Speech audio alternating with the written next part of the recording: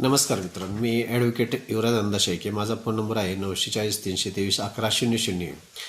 मला काही क्लायंटचे फोन असे येतात, समजा साहेब, जर कोर्टामध्ये दावा दाखल पत्नीनं केलेला असेल आणि दरम्यानच्या काळात जर पतीचं निधन झालं तर त्या पत्नीला त्याच्या इस्टेटीमधील हक्क मिळतो का?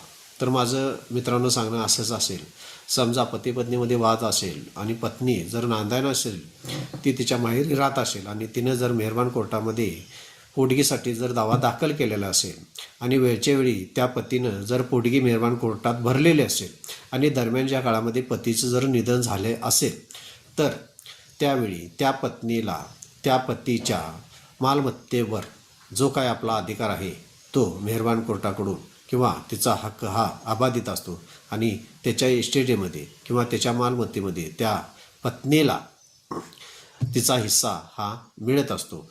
असं कुठलीही तरतूद नाही की पत्नी नांदायला नव्हती, मेहरबान कोर्टामध्ये तिला पोटगी मंजूर झाली होती म्हणून तिला पतीच्या मालमत्तेमधून किंवा इस्टेटीमधून बेदखल करावे. नमस्कार.